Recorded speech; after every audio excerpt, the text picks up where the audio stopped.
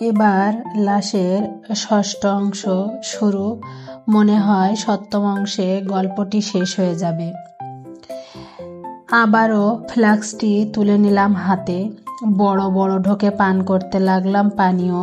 তারপর একটি বুদ্ধি এলো মাথায়।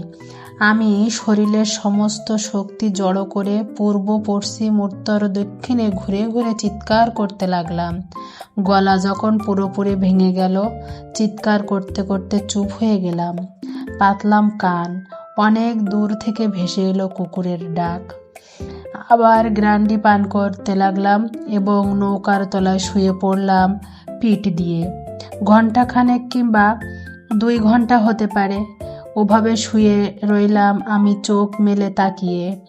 নানান দুঃস্বপ্ন ঘিরে থাকলো আমায়।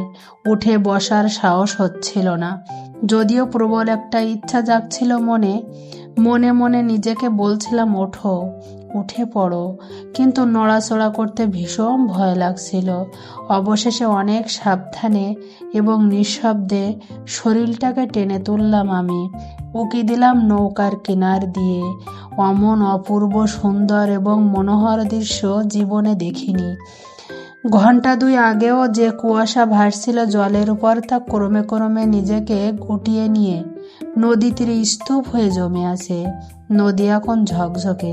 কুয়াশা নদীর 2 পাশে 6-7 মিটার উচ্চতায় উঁচু 2টি পাহাড় তৈরি করেছে।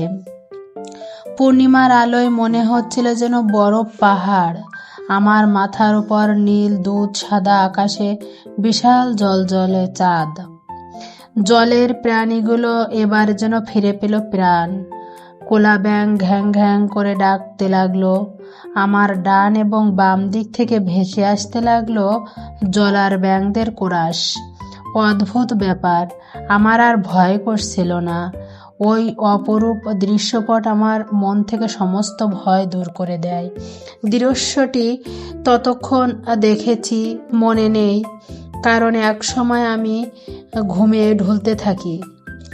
আবার চোখ মেলে দেখি চাঁদ নেই আকাশে, চারদিকে মেঘের ভেলা। নদীর জলে ছালাত ছালাত, বাতাসের কানাকানি।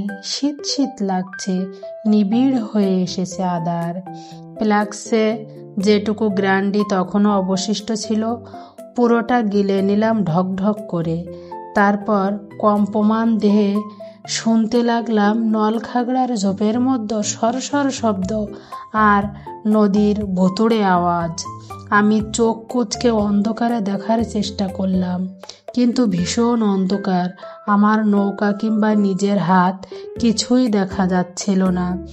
হাত চোখের সামনে এনেও দেখতে পাচ্ছিলাম